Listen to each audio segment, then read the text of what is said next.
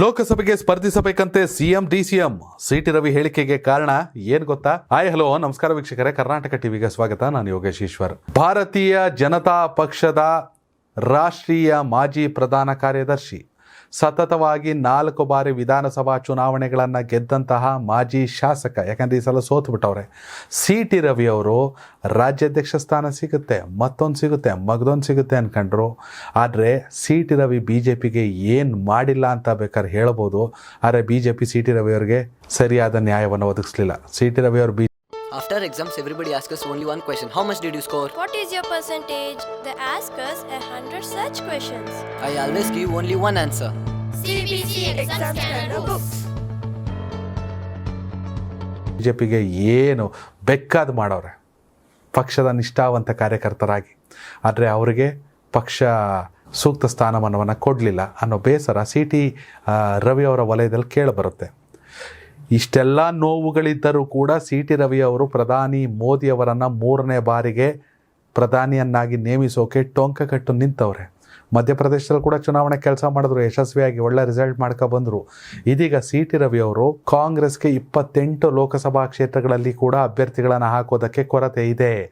ಒಂದಷ್ಟು ಸಚಿವರುಗಳು ಲೋಕಸಭೆಗೆ ಸ್ಪರ್ಧಿಸಬೇಕಾದ ಅನಿವಾರ್ಯತೆ ಇದೆ.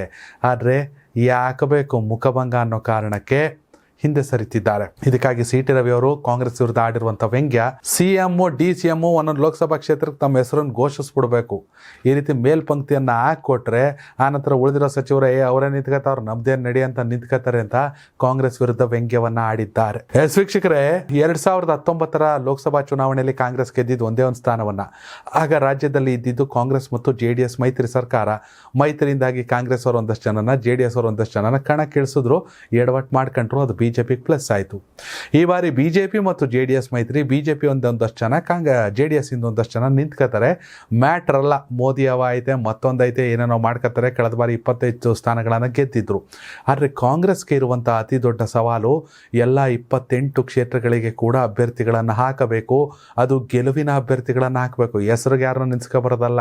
ಆದರೆ 28 ಲೋಕಸಭಾ ಕ್ಷೇತ್ರಗಳಲ್ಲಿ ಅಭ್ಯರ್ಥಿಗಳ ಕೊರತೆ ಇದೆ ಅಂತ BJP ಅವರು ಆರೋಪ ಮಾಡ್ತಾರೆ. ಹೀಗಾಗಿ ಒಂದಷ್ಟು ಸಚಿವರುಗಳು ಲೋಕಸಭಾ ಚುನಾವಣೆಗೆ ಸ್ಪರ್ಧಿಸಲೇಬೇಕಾದ ಅನಿವಾರ್ಯತೆ ಏರ್ಪಡಬಹುದು ಅಂತ ಕೂಡ ಒಂದಷ್ಟು ಜನ ಹೇಳ್ತಾರೆ. ಆದರೆ ಸಚಿವರುಗಳು ಈ ಮೋದಿ ಮೇನಿ ಆಯ್ತಪ್ಪ, 3ನೇ ಸಲ ಮೋದಿನ ಗೆಲ್ಲಿಸ್ಬೇಕು ಅಂತ ಒಂದಷ್ಟು ಜನ ಪಣ ತೊಟ್ಟವ್ರೆ. ರಾಮ ಮಂದಿರ ಬೇರೆ ಜೋರಾಗಿ ಉದ್ಘಾಟನೆ ಮಾಡ್ತಾವ್ರೆ.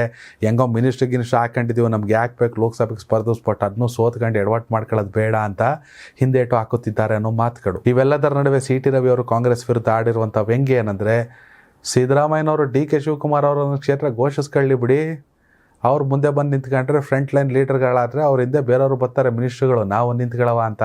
ಹೀಗಾಗಿ ಕಾಂಗ್ರೆಸ್ಗಳ ಅಭ್ಯರ್ಥಿ ಕೊರತೆಯನ್ನು ಸಿಟಿ ರವಿ ಅವರು ಆಡ್ಕೊತಾವ್ರೆ. ಆದರೆ ಸಿಟಿ ರವಿ ಅವ್ರನ್ನ ಕಾಂಗ್ರೆಸ್ ಅವರು ಆಡ್ಕೊತಾವ್ರೆ. ಏನು ಸಿಟಿ ರವಿ ಅವರೇ, ಏನು ಮಾಡಲಿಲ್ಲ ನೀವು BJPಗಾಗಿ? ರಾಷ್ಟ್ರೀಯ ಪ್ರಧಾನ ಕಾರ್ಯದರ್ಶಿಯಿಂದ ಕಿತ್ತಾಕ್ಬಿಟ್ರಲ್ಲ ನಿಮ್ಮನ್ನ. ಏನು ಯಡಿಯೂರಪ್ಪ ಅವ್ರ ಮನೆಗೆ ಹೋಗಿ ಕಾಲು ಬಿದ್ದಿದ್ದೇನು, ಕೈ ಮುಗ್ದಿದ್ದೇನು, ಏನು ತಾವೇ ರಾಜ್ಯಾಧ್ಯಕ್ಷರು ಅನ್ಕೊಂಡ್ರಿ, ಇಟ್ರಲ್ಲ ನಿಮಗೂ ಆಪು ಅಂತ ಕಾಂಗ್ರೆಸ್ ಅವ್ರು ಮಾತಾಡ್ಕೋತಾರೆ. ಒಟ್ಟಿನಲ್ಲಿ ಇದು ರಾಜಕೀಯ. ಇಲ್ಲಿ ಯಾರು ಶತ್ರುಗಳು ಅಲ್ಲ, ಯಾರು ಮಿತ್ರರು ಅಲ್ಲ. ಅಥವಾ ಯಾವ ಮಿತ್ರರು ಯಾವಾಗ ಬೇಕಾದರೂ ಶತ್ರುಗಳಾಗಬಹುದು, ಯಾವ ಶತ್ರುಗಳು ಯಾವ ಬೇಕಾದ್ರೂ ಮಿತ್ರರಾಗಬಹುದು. ಎಸ್, ಒಟ್ಟಿನಲ್ಲಿ ಮುಖ್ಯಮಂತ್ರಿಗಳು ಮತ್ತು ಉಪಮುಖ್ಯಮಂತ್ರಿಗಳು ಕೂಡ ಲೋಕಸಭೆಗೆ ಸ್ಪರ್ಧಿಸಬೇಕು ಅಂತ ಸಿಟಿ ರವಿ ಅವರು ಕಾಲೆಳೆದವ್ರೆ. ಇದಕ್ಕೆ ಕಾಂಗ್ರೆಸ್ ಯಾವ ರೀತಿ ಉತ್ತರವನ್ನು ಕೊಡುತ್ತೆ? ಕರ್ನಾಟಕದ 28 ಲೋಕಸಭಾ ಕ್ಷೇತ್ರಗಳಲ್ಲಿ ಯಾವ ಕ್ಷೇತ್ರದಿಂದ ಯಾವ ಪಕ್ಷಕ್ಕೆ ಎಷ್ಟು ಸ್ಥಾನ, ಹಾಗೆ ಯಾರು ಪ್ರಧಾನಿ ಆಗಬೇಕು? ಮೋದಿಯವರ, ರಾಹುಲ್ ಗಾಂಧಿಯವರ, ಮಲ್ಲಿಕಾರ್ಜುನ್ ಖರ್ಗೆ ಅವರ? ನಿಮ್ಮ ಅಭಿಪ್ರಾಯ ಕಾಮೆಂಟ್ ಮಾಡಿ. ಧನ್ಯವಾದಗಳು.